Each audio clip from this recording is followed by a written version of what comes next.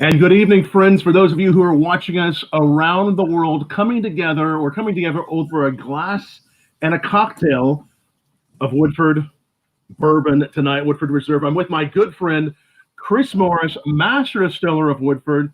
Thanks for being here with us tonight, Chris.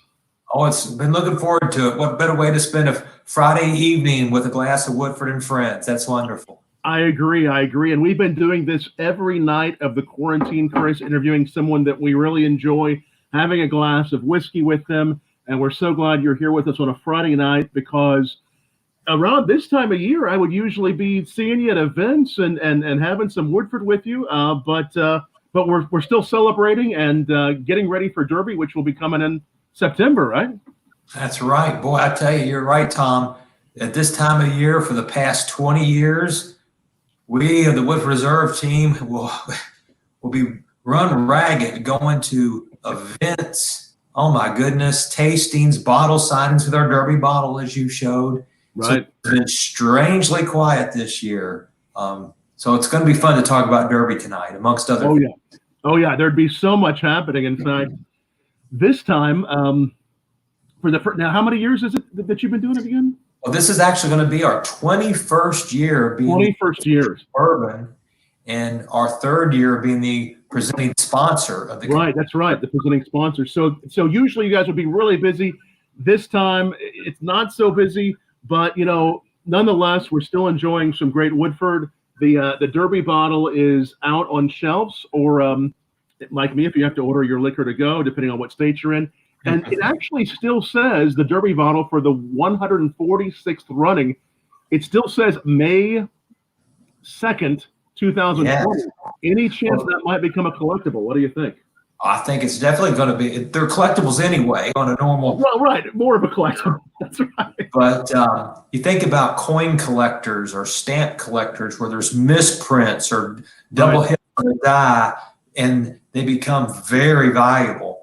And we obviously bottled this some months ago because of the supply chain. We have to bottle, get it to the state distributors. The distributors get it to retail. So it takes usually 2 months to get the bottle out.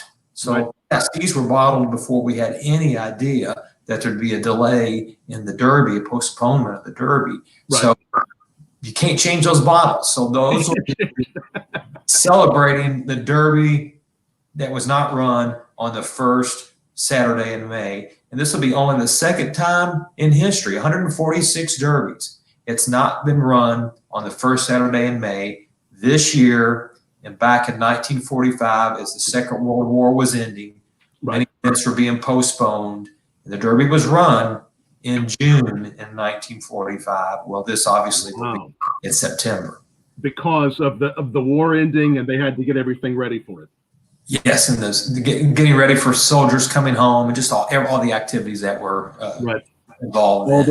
All those important things. So second time in 146 years. But the good news is, so now it's going to be in September, the Derby. Yes, September 5th, and you've been with us these last few Derbies. It seems. Yes. We remember Derbies that were beautiful and wonderful. If you really think about it, but we've had so many cold, wet Derbies these last 5-6 years. Yeah. The joke is, it's going to be Derby Day. It's going to rain, and probably in September. It might rain in September, but it won't be cold. I don't think so. It's kind of always unpredictable. I know we've had some times I think this is going to be my 12th. I don't know. We've been doing it almost since we started bourbonblog.com.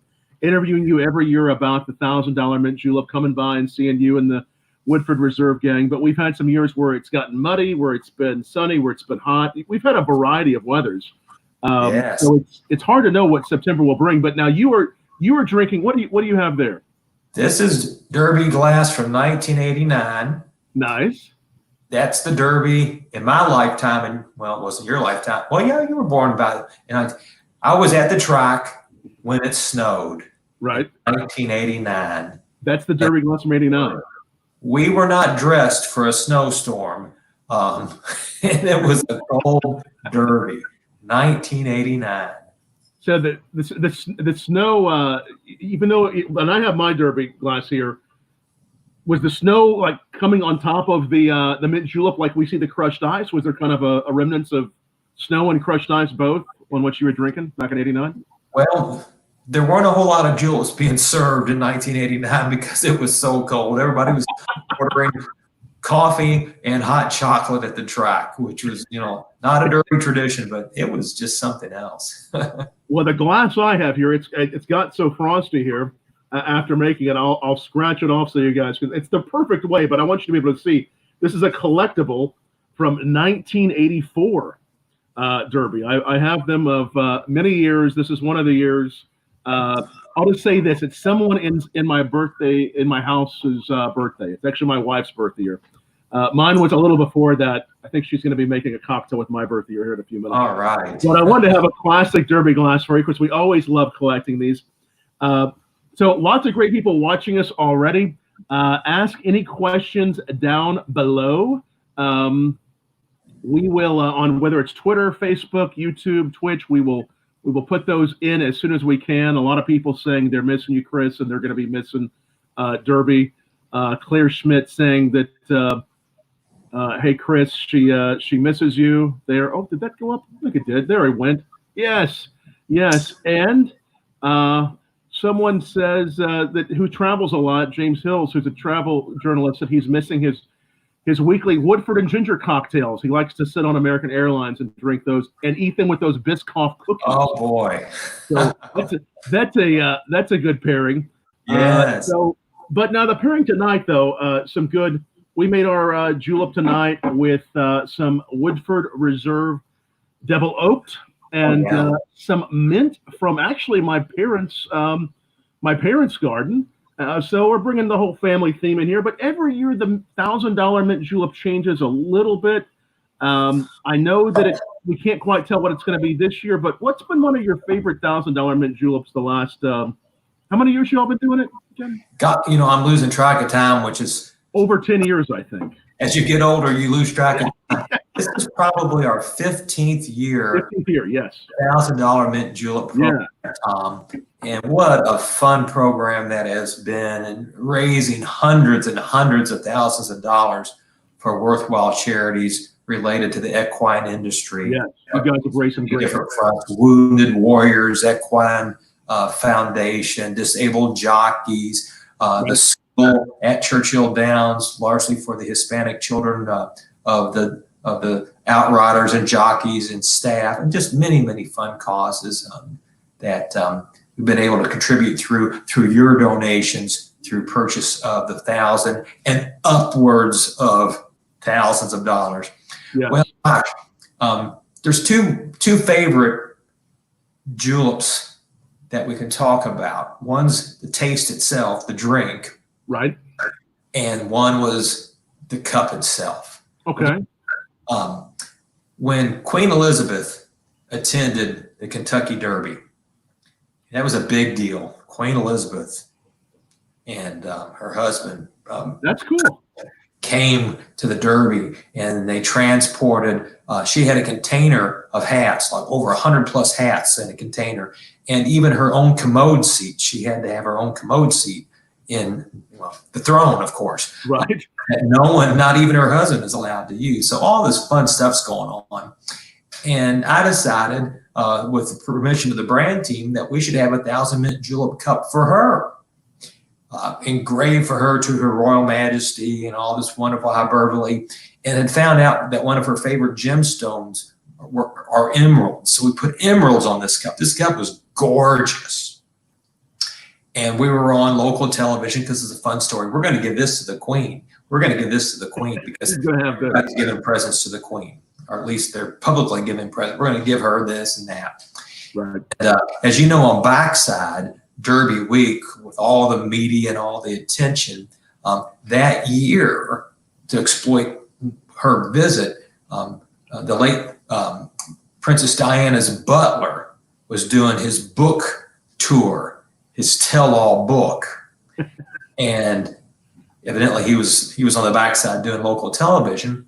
And there's these vans that drive you around, and it was raining of all things. It was a rainy morning, And I pile into one of these vans, these shuttle vans, to go to the next venue. And I get in the back, and I know most of the drivers, and they're, hey, how's it going? And other people get in. And then this, whatever his name was, of course, he's very British, he piles in with his retainer. And the driver, I could see him look in the rearview mirror. He goes, oh, now I've got 2 celebrities in my van. And of course, Mr. Butler goes, oh, who is that? And I raised my hand around and he said, oh, hey, I'm Chris Morris. I'm Master Reserve. And he's like, piss off. Who are you? I don't care. And so I held this cup up, gold cup with emeralds, and it's in an oak box. I said, oh, we're trying to give this to the Queen.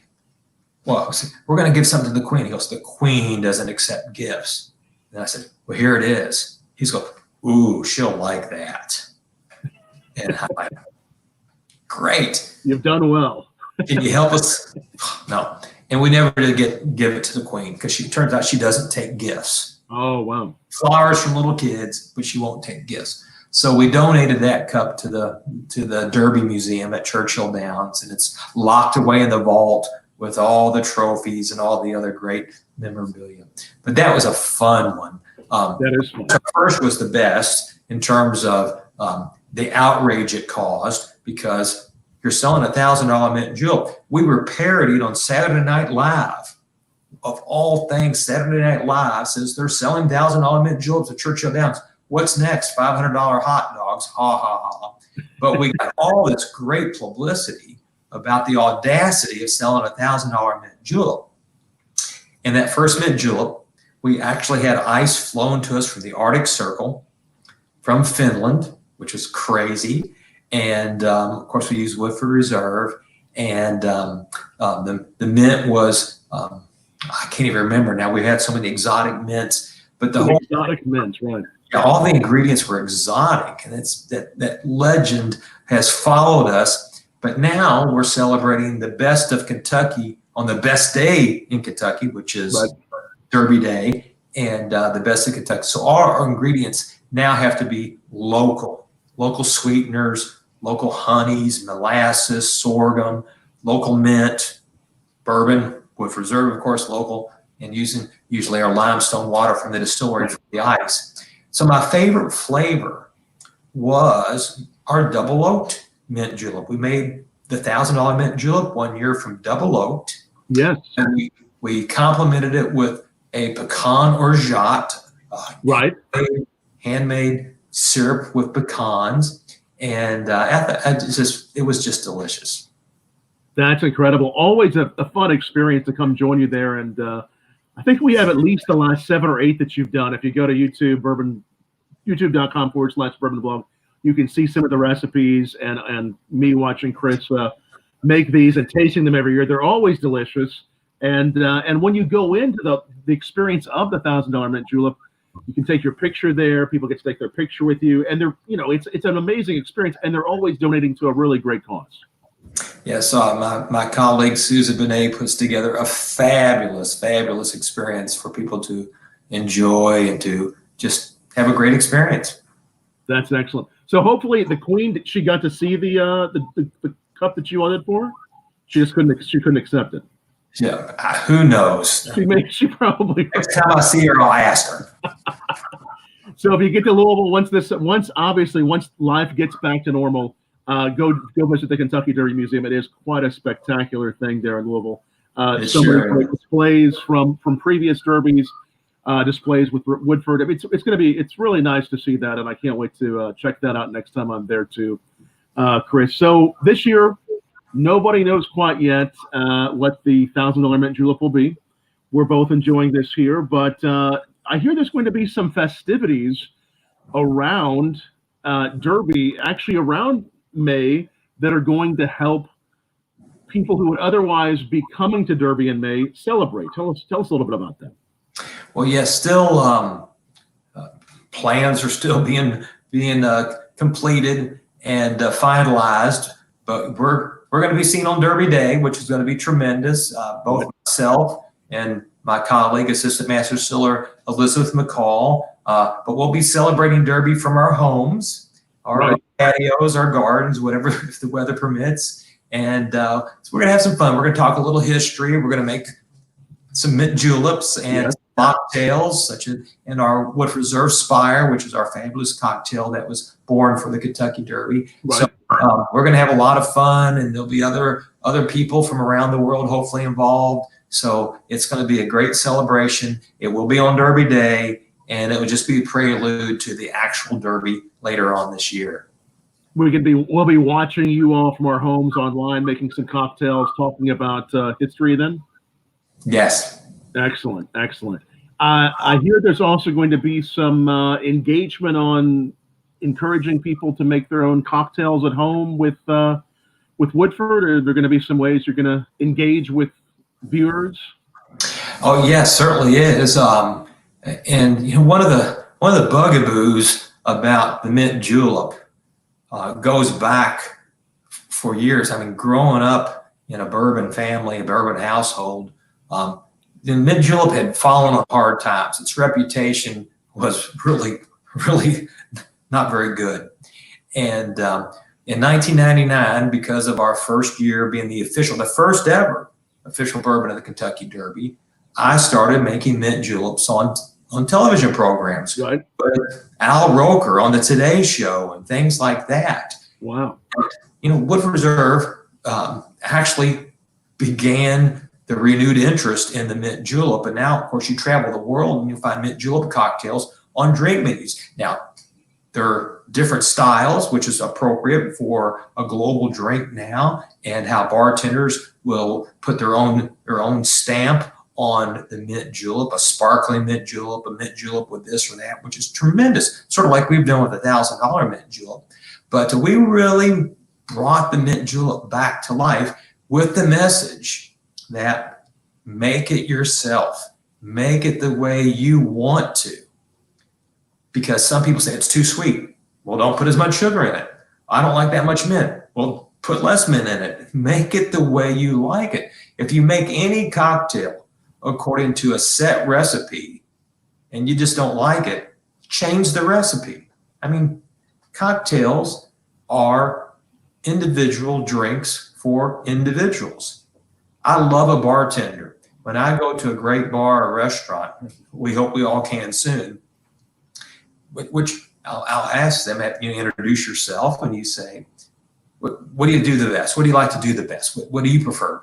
Old fashioned, Manhattan, Caribou, etc. And they'll say, I like this. Well, make me a Woodford cocktail the way you like to, using that. And that's wonderful. And you'll get a great drink because they made it according to their style. Right. And you have an individual experience. So again, don't follow a template. Be creative. And making a mint julep with fresh ingredients, not making it, oh gosh, I remember being in Owensboro years ago in the early 80s and at a famous distiller's home. And he had made his mint juleps a week early and had them in the freezer. Well, guess what? Sitting in a freezer for a week with mint in it, they got a bit bitter. I bet that would really, that would explode, wouldn't it? Oh, yeah. And I'm like, maybe if you made it fresh, it would taste better. Anyway. So this is not a cocktail that's recommended for the pre-batching in the normal sense. Definitely make it fresh, the fresh mint. You make yours, do you have little mint in your garden, or how do you make yours when you're at home? Yes. I mean, as you know, mint grows very well in Kentucky. Yep, it does. And I've got several different types, Kentucky Kernel, some chocolate mint, some lemon mint. So we can go to our local nurseries because you don't want to put it in the ground. Well, you can put it in the ground and it will take over the garden. So you grow it in pots so it can be contained and then start fresh each spring. That's at least the way we do it. Absolutely. No, that'll be fun to watch you on Derby Day and leading up some other ways that Woodford will be engaging with everyone to make sure everyone feels like it is Derby Day, to make sure we feel like we're really celebrating with you like we always do. Yeah. It's a rite of spring. We have to do it. What have you missed most about? I mean, just I'm going to miss Derby. I'm going to miss seeing you at Derby, Chris, and just having a good time. It's so good to have a drink with you here tonight. But what have you missed most since everybody's been inside? Well, that of course I'm sure with all of us, just the camaraderie of our industry, with not just colleagues and friends, but the bar teams, the package store owners, consumers coming into package stores for a bottle signing, and just the chit chat. No, I love Woodford, or this bottle's really pretty this year. I love the artwork.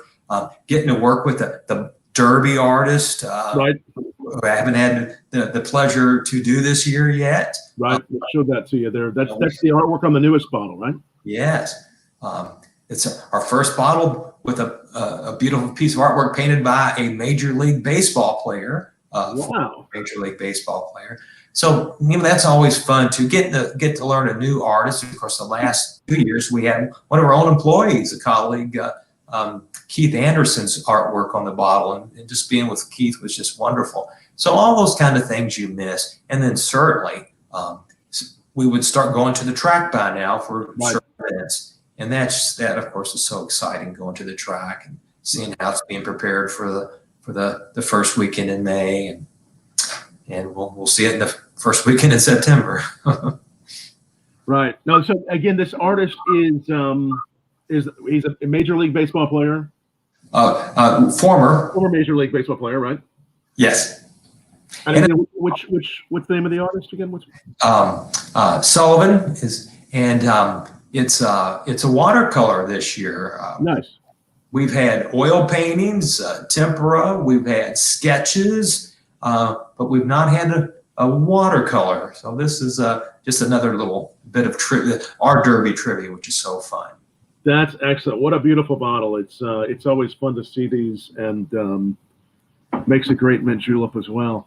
I've heard a little bit about so other ways we're celebrating Derby. Obviously, making some great mint juleps, experimenting. There's so many new things you can put in a mint julep. I've heard that there may be some former Derbies that were like past Derbies run on TV for people to enjoy. Have you heard about that? Again, everything's coming together, Tom. Everything's coming together now. Okay. All right. I'm one of the last ones to know. We may see some previous ones being run, and that'll be fun to see. Just any kind of way to remind us that Derby is coming, and hopefully, you're at home, go ahead and just like I'm at home here on my patio, get dressed up and just enjoy the fashion. Maybe we'll be sharing the fashion we'll be wearing online, and I know Elizabeth and I are going to have our Derby. You're going to have your bow tie and on, I'm sure. That's very exciting. So let's also talk about, we were talking about, what's been happening in the world of, with obviously, unfortunately, so many bartenders, so many of those in hospitality out of work right now. Brown-Forman did something very special when this all started. You all made a really important donation. Tell us about that. We've been very fortunate, of course, that the company is celebrating its 150th anniversary this year. We're the oldest spirits company in America and operating continuously for 150 years. We've been operating continuously 4 years longer than the Kentucky Derby's been run, which is a lot of fun. Right. So the company made $1 million donation to help, as you mentioned, the hospitality industry, and also our corporate staff, our corporate kitchen, the Bourbon Street Cafe team at Brown-Forman headquarters in Louisville have been making 2,000 lunches a day to the local community. That's amazing. Tremendous. And then on a local level across the country, our sales colleagues and our in-market marketing team have been doing a number of fundraisers and feeding the hospitality industry, which is just great. So we've certainly reached out. Our colleagues have reached out and are trying to help as best we can. That's amazing, and thank you for all you all are doing there at Brown-Forman. It's very much appreciated by all of us in the hospitality business, and it's such an important brand to not only Louisville and Kentucky, and it's amazing what you're doing there, but the fact that you're taking that even further, as you will always do, and you're helping out those in need elsewhere. So thank you for that. That's really amazing. Everybody's just so pleased to be able to help, and proud and honored that our brands have been embraced by the trade and consumers, and that's all you can do is give back as well as you can. Right, absolutely, and it's an important brand to bartenders and to hospitality. It's something that we've always enjoyed for so long, and I know there used to be. Is there still a competition you guys do every year on the Best Manhattan? Is that something you only did in the past, or are you all still doing that? Oh yes, now that again has been disrupted, but it's in process, and it will happen. Again, we were very early on in the trend, I guess you would say, of embracing the return to classic cocktails. Because again, when I started in the industry, there was no cocktail culture. People would go into a bar and order, give me a scotch and soda, give me a bourbon and Coke. Hardly anybody would order a Manhattan or old fashioned. It was just a very different world. And it wasn't a branded business either. Again, you would order bourbon and Coke. You wouldn't order Woodford XYZ, Jack Daniels XYZ, you name the brand. It was the well drove the business. So these back bars were not covered with all these beautiful bottles from distilleries and things like that. And slowly that began to change. And Woodford Reserve was part of the impetus on that change. So again, 12 or so years ago, we started a Manhattan competition. Yeah. Let's bring the Manhattan back. Let's give it some life. And the Manhattan competition started slow. It shows you we had 6 competitions across the country that first year, 6. And now we're bringing the 40 winners of regional winners of multiple competitions. So now we stretch into Singapore, into Australia, and Canada, and Puerto Rico, and of course across the United States. So bartenders are competing, and we're talking hundreds of bartenders in a local competition to become one of those winners. And those 40 winners come to Kentucky as our guests, and they spend 3 days with us. And we've got some top judges, as you know. And while they're here, the 40 will make their Woodford Reserve Manhattan and a second drink, which is up to them. Of course, it's a Woodford drink, but it could be Woodford Malt, Woodford Wheat, double oaked, rye, cocktail, freelancing. And then they'll spend a day with Elizabeth and I at the distillery and go through a lot of fun exercises and experience. And then we have this glorious dinner at Holly Hill Inn, our chef in residence, Weta Michaels Inn and restaurant. And then the 6 finalists will be chosen. And then we'll reconvene in New York, in Manhattan, for the finals. And one of the 6, of course, will win. And what do they win? As our guests, they go to the London Cocktail Week. That's pretty cool. Come to the Kentucky Derby. That's pretty cool. That's great. It's quite a competition. And now it's an international competition, and it's one of the longest lived cocktail competitions now in the United States. So it's gone from a little bit of nothing to become one of the major cocktail competitions. And we enjoy it. It's just so fun. Yeah. It's great for the brand, and it's great for all the bartenders who are involved.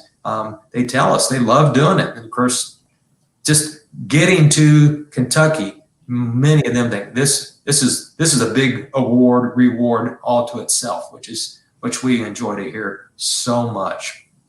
So again, the time frame has been pushed back until we can all get together again. So we can all get together, right? And these are bartenders from all over the world now that are competing, and then those winners are coming to Kentucky. Yes. And then the finale is in Manhattan, and then it's decided. You know, you've heard this little story before, but not many people talk about where our name comes from. Woodford Reserve is named after the county our historic distillery is in, Right. Woodford County, which is one of Kentucky's original counties. Back before we were Kentucky, we were part of Virginia. Woodford County was named after a Virginian, General William Woodford, who had given his life for the development of our country and the Revolution. He died at the hands of the British. So his fellow Virginians named an early Kentucky county after him. And of course, where is General Woodford buried? In New York, in Manhattan. So my thought was, since Woodford is in Manhattan, every Manhattan should have Woodford in it.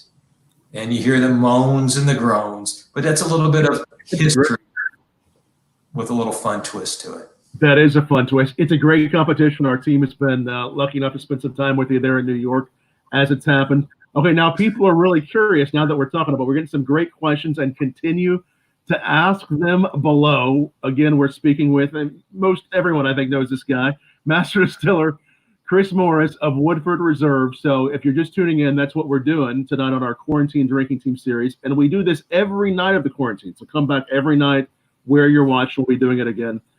Someone wants to know, here's a question from Brandon Green. Chris, what's your insider secret to the perfect Woodford Old Fashioned? If someone's making an Old Fashioned, do you have any tips that you think make it special? Of course we do, Brandon, of course.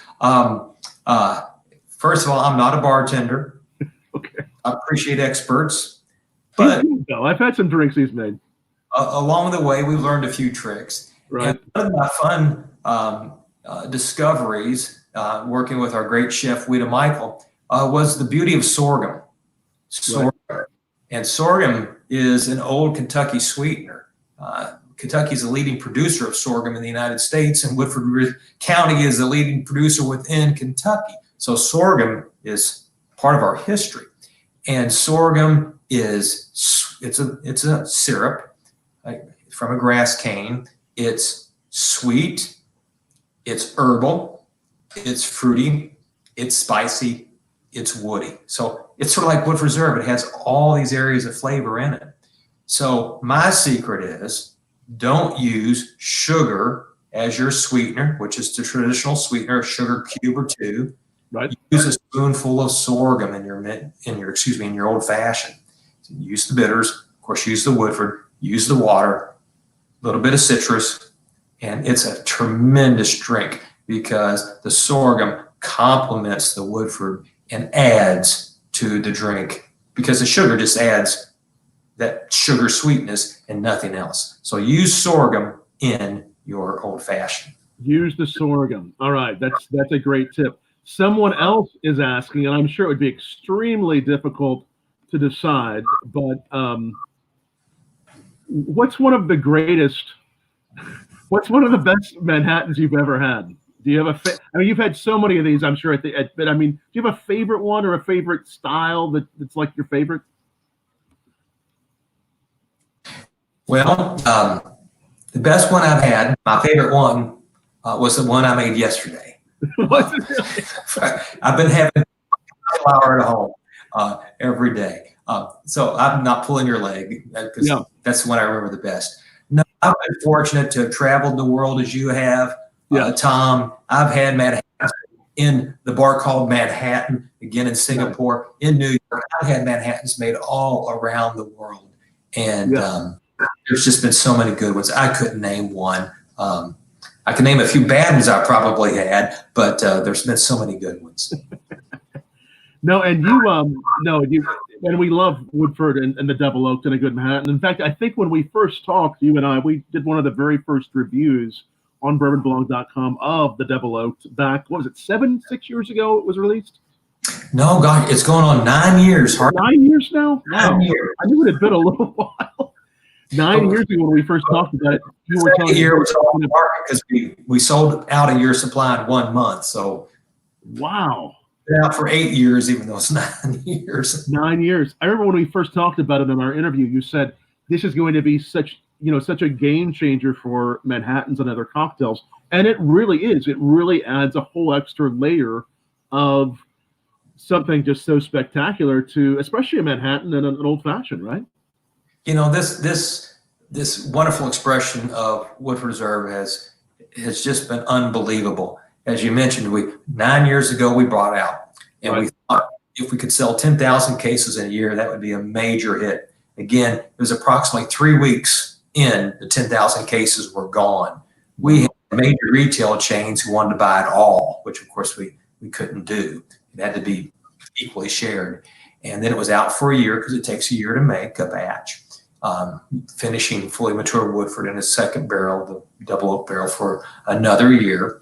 And now, and we're still just developing it. We're still gaining distribution, not only in the U.S., but just scratching the surface globally. But the International Wine and Spirits Record, the IWSR, which reports on our industry around the world, a completely independent organization, recognizes double oak as the #1 ultra premium selling Kentucky bourbon in the world. It's #1. People love it. Getting started with it, which is just tremendous. But yes, it brings so much to the palate. Assistant Master Distiller Elizabeth McCall calls it a gateway bourbon, because you've had so many people, I'm sure in your experience, go, I don't like whiskey, I can't drink bourbon. Right. Those kind of comments. And you don't know what they tried before, and they may have tried something they didn't like it. No offense to that brand, but it didn't just hit their palate just right. Not that it has to be the right one. And when we offer double oaked, time and time again, people go, I've got a bourbon I can drink. I've got a bourbon I can drink, because it's so elegant, it's so rich, Right. but it's still 100% Kentucky straight bourbon whiskey. And then that's leading people to try other bourbons, which is good for the industry, but it's certainly good for us because we are bringing people into bourbon. Yeah, no, the double oaked is so deep and so many layers to it. It's luscious. I mean, it really is a real luscious, just very complex bourbon. Luscious is a good term. I like to hear that term. And people will accuse me, that can't be 90 proof, Chris. It's too smooth. It's too rich. It is 90 proof. But one of the old distillers' trick going back hundreds of years is if a whiskey or a spirit in general was harsh, what do? Add sugar to it. That's why we see the rock and rise and things like this in the past. Add sugar and it softens the impact of the alcohol. Well, we're not adding anything to Woodford Reserve Double Oaked except the second barrel, our heavily toasted, lightly charred barrel. And it's those natural oak sugars that give it this wonderful flavor, of course, and its texture, its body, are also softening the 90 proof character. And again, making people think it's so smooth it can't be 90 proof. Again, all of our products are 90.4 proof, except for batch proof, as you know. Right. Because I think that's a good classic proof presentation for a flavor profile, a bourbon or a whiskey from Kentucky, historic, and that's just what we do. But boy, it sure works. Yeah, no, it really does. And if we're able to in a little while, I'm going to see if we can bring it up on the screen. We were talking about the Manhattan you made yesterday. Just recently, there's this thing called TikTok that people are getting excited about. You made a video, a TikTok video of you making a Manhattan in your own TikTok style, right? Yes, one of our colleagues did a TikTok with his children, and it was a dance, and this music, and we shared it via email with everyone. Right. And there was a challenge. Everybody, we're challenging you to do TikToks. And of course, I wrote back, I've never heard of this TikTok stuff. Right. I couldn't have danced like that 20 years ago, much less now. And of course, most of my other production colleagues said, forget the challenge. We can't do that. Oh, we're all too old. But just the term TikTok made me think. And my wife is a piano player, and we have a metronome. And I've heard that tick tock for so many years. I thought, to good use. And I made my own TikTok video and sent it out to the team, and I got some good laughs out of it. You made it, so it's you making a Manhattan with Woodford, and also some of your other Woodford ingredients, right? Yes, we have a great partner in Bourbon Barrel Foods who, gosh, going back many years. Yeah, they're great. And Jamie was again another innovator, and he was making and does make fabulous spices and sweeteners, aging them in wood reserve spent or used wood reserve barrels. And I said, gosh, I can't remember how many years ago. I said, Matt, what do you think about us doing some bitters? Oh yeah, let's. And so make bitters and use Woodford Reserve barrels with Woodford Reserve in the bitters. There's still neutral spirits because we've found out that's what you need as well. And we made the first bourbon branded bitters. Spiced cherry was our first, orange. So we've got a range of Woodford Reserve bitters, and that led to Woodford Reserve cherries. And those are the two other ingredients. So I have Woodford Reserve cherries, have a Woodford Reserve spiced cherry bitter, Woodford Reserve bourbon, and then, and of course, a vermouth. And that's all you need. And then it's playing right there. I'm going to see if I might be able to play this. I have, since I've been doing this, I have a long history in TV, but I've not done a screen share yet. So let me see if this works. Everybody watching, maybe this is the time we all raise a toast. First of all, toast to you, Chris. It's great to everyone. I actually went, so I did have my mint julep, but obviously I wanted to have, as we were talking about, and I finished the mint julep, a little double oak, so I poured some of that. But everybody watching this, grab a sip as I'm getting this screen share ready, and or ask a question below. Like this, share this on social media, share it on Facebook, Twitter. We want to make sure a lot of people are seeing the fun we're having. But let me try to play this because this is a lot of fun. I'm going to do a screen share if I can make this work. And it's called Chrome Tab. Let's see. Tell me if this works. I believe it's going to. Can you see that, Chris? Oh, there it is. Yes. Is that it? Okay, here we go. I'm going to play this for everybody, and hopefully you'll hear the tick-tock. There it is.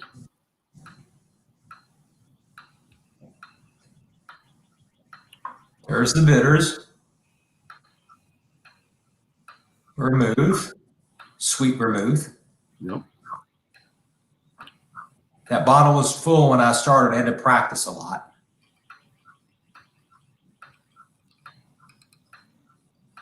Here comes the Woodford cherry.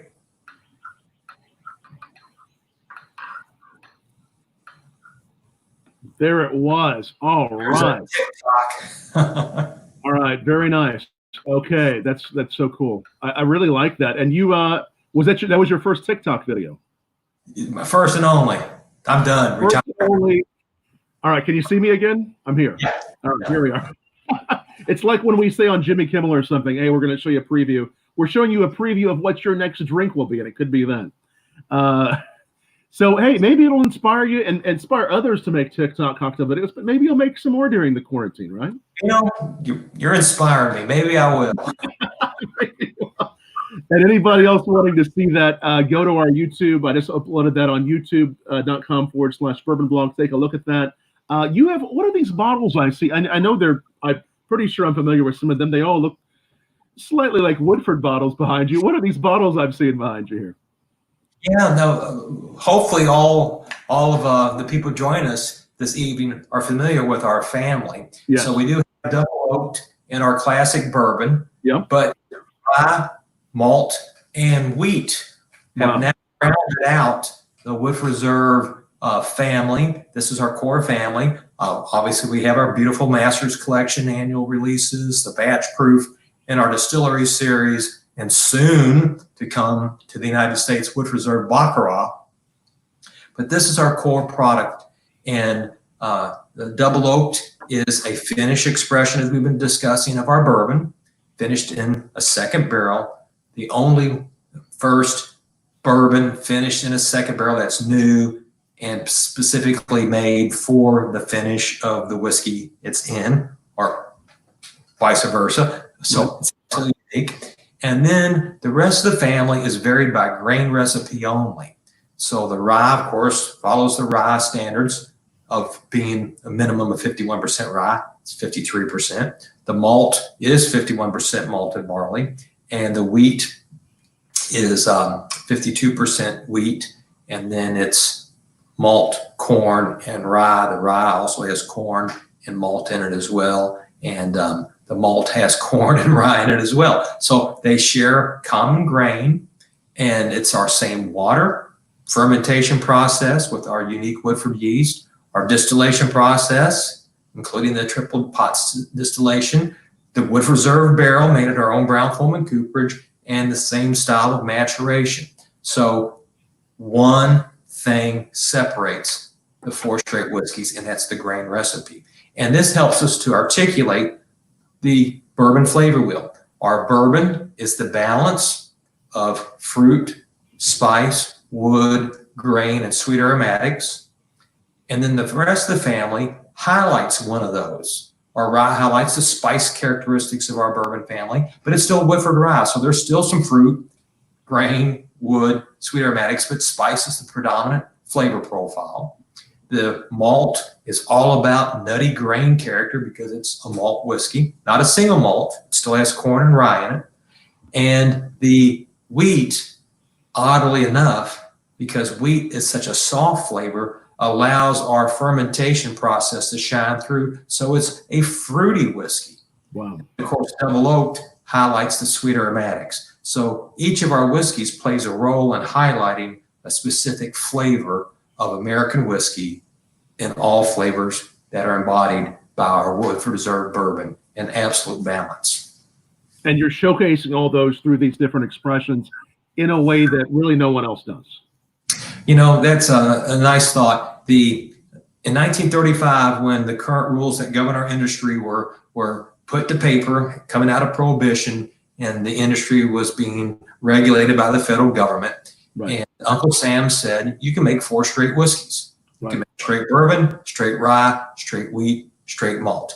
Well, of course, the Kentucky industry went, we're making bourbon. That's what we know.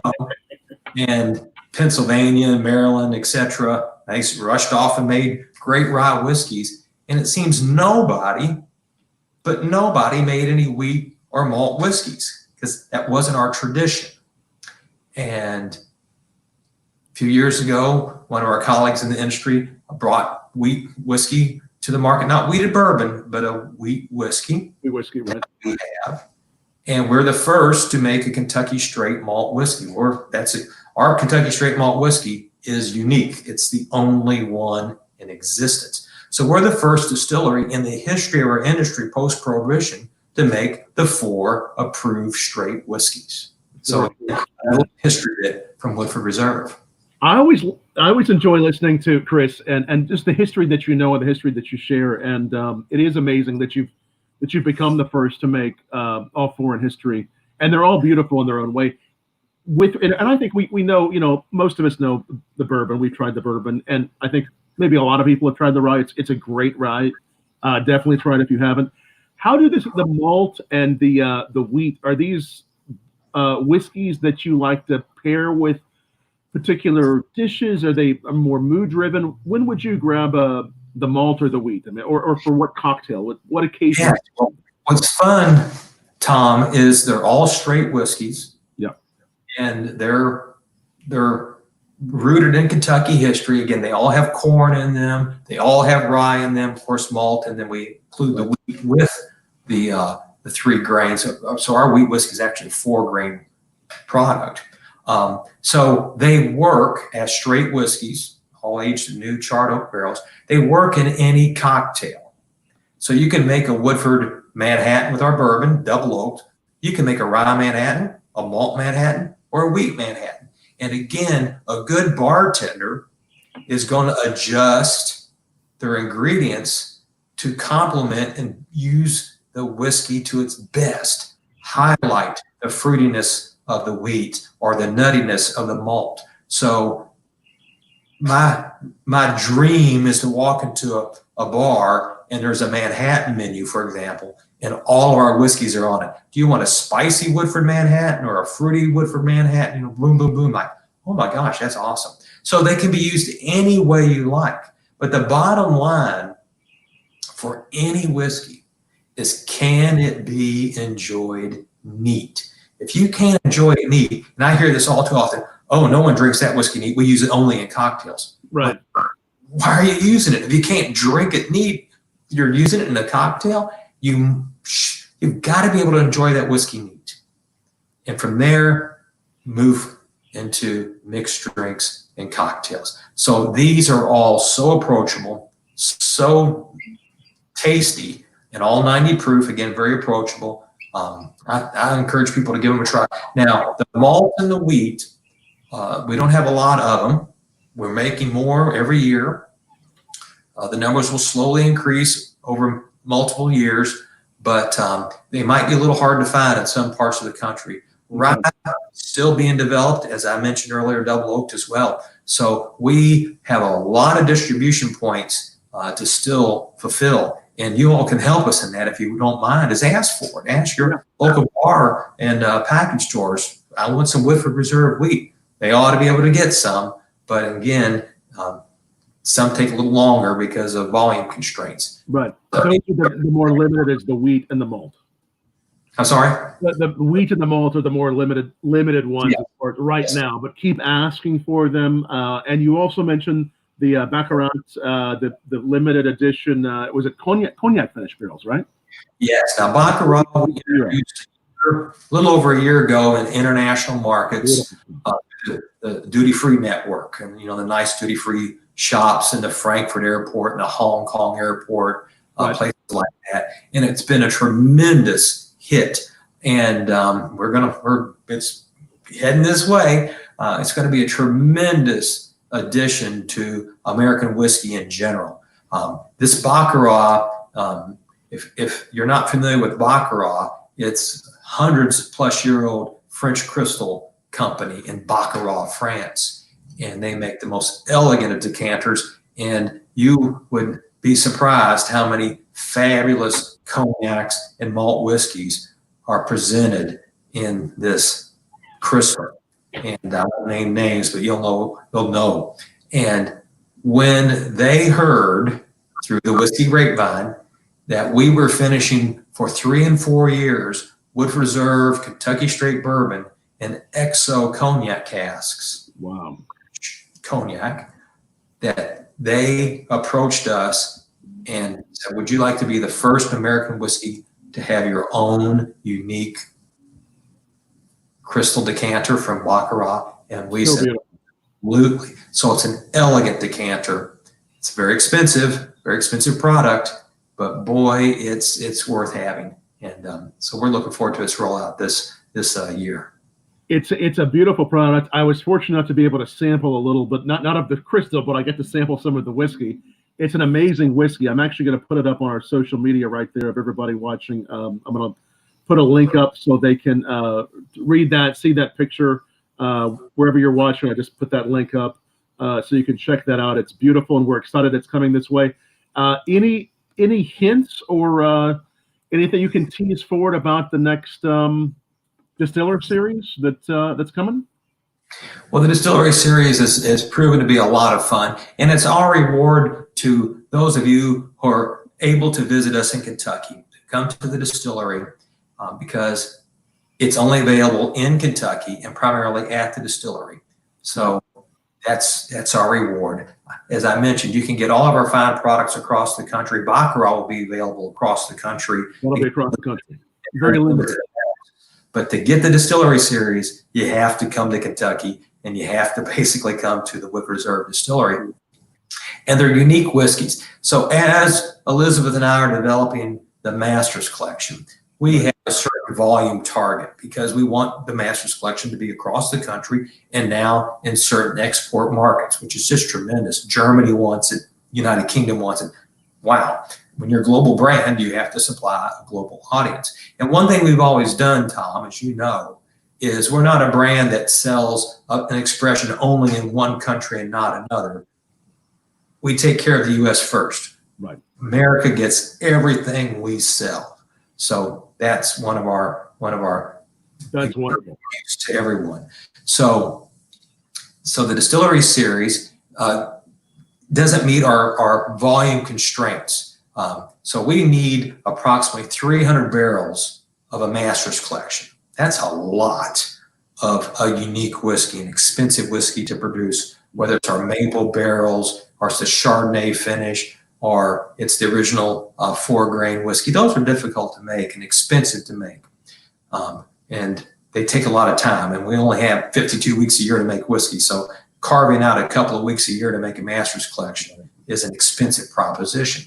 So the master's collection development will, of course, lead us to some really fun little whiskeys, but we can't make them from either time constraints or they're too difficult to make in a large volume. But we can make 5, 6, 7 barrels of it. And that's where the distillery series affords us a great vehicle to take these unique little gems and present them to the public. So it's fun for us. It's fun to share what we've developed. And it's just, again, that great reward. So we've got them planned out and in the works for years. One thing I can tell everyone is the big hit of the family of the series has been double oaked. It's so good. The double, yes. So the brand team has decided that we can present that every January. Nice. That's the one you can guarantee it'll be back year after year. And this year, though, boy, it caused a bunch of trouble. We put it on the shelves at the gift shop. Right. And last year, it took about a month to sell. This year, 3 days. 3 days. Again, only at the distillery can you find the double oaked. And a few stores and bars. By law, we must distribute beyond places. So that one will definitely be back next year. As far as any other projects for the Master series or the Distillery series, is there any hints you can give us on what's coming up? Or well, I could, but I can't. Can't yet. Okay, just can't yet. So keep watching for on Woodford and also on Bourbon Blog, and we'll be excited to tell you about those. So many great experiments, obviously, and beautiful experiments and limited releases that actually became permanent collections. I mean, there's so many things you guys have done that people have loved so much that you continue to do. Double oaked has its concept origin in the Master's Collection, the seasoned oak finish. Right. We again, we've done some historic things that no one just really recognized, which is fine. We made the first 100% malt whiskey, the first single malt whiskey in the history of Kentucky with the Master's Collection. And that led to the development of our Kentucky straight malt. We also made the first 100% rye whiskey in the history of Kentucky for the Master's Collection. And that led to the development of our 53% rye whiskey, not 100% rye. And so the Master's Collection has, our very first Master's Collection in 2004 was 4-grain, and that's been the inspiration for our wheat whiskey, but it was a bourbon then, and now it's a wheat whiskey. It's still 4-grain recipe. So the Master's Collection and/or the Distillery series do help give us some prototype, certainly learning that has led to the development of most of our core product line. Right. That's great. And one of my favorite guys in the business, it's Chris Morris, Master Distiller of Woodford Reserve. And we have a few more minutes left with him. If you have any more questions, ask them down below. One thing I will say this, I've always said to people, there's definitely whiskeys in the business, and bourbon whiskeys in particular, that someone could put maybe a couple beside me and I would say, I think it's this, I'm not sure, maybe it is, because there's a lot of them, right? But with Woodford has such a distinct characteristic about this, and the double oak as well, that I always know this has, the hand of Chris Morris on it. It has that DNA from Woodford. For me personally, and I think for other people, if I'm doing a blind tasting, I could always pick out Woodford. It has these beautiful characteristics that are always unmistakably Woodford, which I love that, because I always know this is Woodford. How do you do that? What is it about Woodford that makes that true for me, and I think for many others? Well, thank you, Tom. And growing up in the industry, that's the way it used to be. There was a house style. You could recognize that's Wild Turkey, right, that's Heaven Hill product, etc. And now with all the micro distilleries and the various everything going on, it's just difficult to tell differences. But that's one of the things we've always wanted to be, was different because you got to stand alone. Just like no whiskey tastes like Jack Daniels. Jack Daniels is different. So again, it's great to be different in a positive sense. And it comes back to the philosophy I initiated at the distillery, the 5 sources of flavor. Make each of the 5 sources of whiskey flavor stand out. The one thing that Mother Nature has given us is our beautiful limestone water. Right. We use in our mash and our proof reduction. It's a very heavy mineral water. It's probably the richest mineral water in Kentucky because of where we're located, in the heart of the inner bluegrass region of Kentucky, which is where the limestone is the thickest. And then we have a unique strain of yeast, and because of that yeast, by design, we ferment longest in the industry, 5 to 7 days, which develops an intense layer of fruit character. And that's a signature of Woodford Reserve. It's many fruit nuances, those ester notes. Obviously, the impact of our pot stills, the first distillery in the history of America to triple still whiskey and pot stills. Wow, another bit of history. That has a distinct impact. Having our own cooperage, the Brown-Forman cooperage, allowed us to create a unique bourbon barrel, the world's first whiskey barrel of any type that was toasted like a wine barrel prior to charring like a bourbon barrel. So our own unique barrel, 110 proof entry. And then, of course, as you know so well, all of our warehouses, going back into the 1890s, our 19th century, 20th century, and now all of our new warehouses we're building, our 21st century warehouses, are made out of masonry construction, and they're heated in the winter and cooled and heated and cooled across heat cycling to give us this deep, deep maturation note, the heat cycling process. So when you combine all of those, plus our grain recipes, you should have a signature flavor, but that core, as I mentioned, it's the same water, yeast, fermentation, distillation, and maturation that gives us that house character. And it's the grain recipes that will vary the style of that house recipe. So that's why we take such great pains to make sure the 5 sources contribute, because again, you want to be special. Those 5 sources are so special. I think it's an inspiration not only to bourbon enthusiasts, but also to hopefully other distillers to find ways to make things unique. You know, we want everything to be unique that's out there, and yours certainly is. Now, amazingly, I'm going to show you what just landed on my in my studio here, because I told you that we've been collecting these glasses. My wife's gotten to be quite a good bartender in there. She's doing an amazing job. Annabelle is. It's a glass, another glass I have from 1976, Chris. Look at that. All right. So I told you one of these might be my birthday. So my there birthday. we go. And That's a derby glass. That's a derby glass for my birthday, 1958. Very nice. I like it. These are always fun to collect. And cheers, man.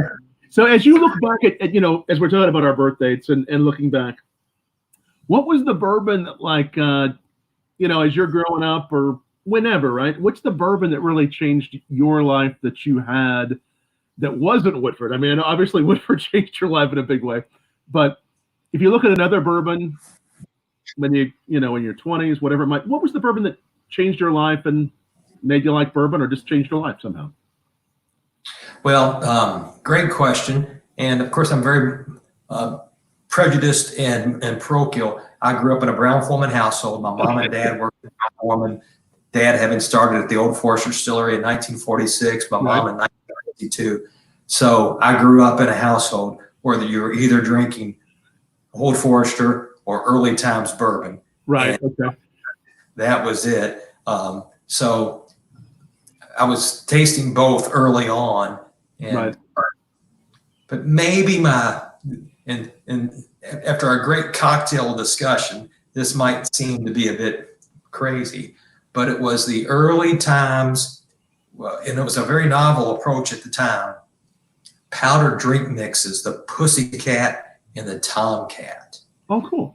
Takes a young college person and empty the contents out of a foil pouch in a glass with ice and your whiskey, which of course would have been early times bourbon, and stir it up, and you have an instant cocktail that was something you could really show off to your other friends. Amazing. Were, and that was a lot of fun. When would that have been, approximately? That would have been in the 60s and 60s. Cool. Nice. All right, so we look backwards. If we look forwards from today on, obviously, we're glad that liquor stores are an essential business. We're glad that people can buy liquor, just like they're getting their groceries now, whether it's delivered or they're picking it up from liquor stores. But if we look at how COVID and coronavirus, this is, serious business. And obviously, as we've said, we're thinking of the bartenders, all those in hospitality. But if we look at how this is going to change the way that either we drink bourbon or the way that distilleries operate, in general, just a general question for you, how will it affect the industry, if at all? What do you think? Well, that's a great question. Well, in the distilleries themselves, and certainly our distillery, as you know, is small. Our workforce is small, and it doesn't take a lot of people to run a distillery. And there's a lot of room in between people as you work a 24-hour work day, 12-hour shifts. So there's a lot of social distancing, and of course, hygiene is paramount, as is safety always. So you're wearing gloves and protective eye gear, etc. So that isn't a big impact. Bottling, we've already brought in the social distancing and safe. We've already had safety equipment, actually, personal protective gear, etc. But even that had already been starting with hair nets and hats and things, just for good hygiene and cleanliness when you're running on a bottling line. So I don't think it's really going to impact our production at all. Right. There are brighter people than I thinking about how do we reopen the visit experience, and right. It's probably going to happen because that's a tremendous asset to Kentucky, through the Kentucky Bourbon Trail, and to our brands, the Old Forester visit, the Woodford Reserve visit, the Cooper's Craft visit at the Brown-Forman Cooperage. So that will be thought through very, very carefully, and that will be open again as we return. So I think we're going to be fine there. How that impacts restaurants and bars, as we've been hearing about, so much space between tables, and maybe, I don't know. I mean, that's, again, much smarter people than I will be thinking about it. But I know we're all going to be eager to get back and support our hospitality colleagues and get our beautiful bars and restaurants up and running again. Yeah. And certainly keeping them supplied with our great bourbons from Kentucky, and certainly Woodford Reserve. So some things will be as they are, and I'm sure there'll be some changes, but Americans have always adapted and come out of things stronger. So I'm sure that'll be the case here as well. That's right, my friend. And we really appreciate, and thank you for those kind words. We really appreciate you joining us tonight, and all you've done for the industry, Chris. And for those of you who are watching, if you get a chance, hopefully you will have a chance once everything reopens, go visit Woodford, and hopefully, if you see Chris is going to be doing a book signing or an event someplace, go meet Chris. He's a lot of fun. He's one of my favorite guys in the business. He and I have spent a lot of time over the years, everywhere from Florida to New York to Kentucky, everywhere, having a good drink with you. And it means a lot to have a drink with you here on camera tonight, Chris. Thank you, Tom, and thanks everyone for joining us. Yes, thank you all. Thanks. And for those of you still watching, we've had thousands watching us, which has been amazing. Keep on sharing this, liking this, and join us again. It'll actually be at 8 p.m. Eastern time tomorrow night. Chris, this has been a lot of fun. Cheers. Okay. Bye, Tom. Thank you. See you later. 1 second, Chris. I'll have you hang around for just a moment as I end it. And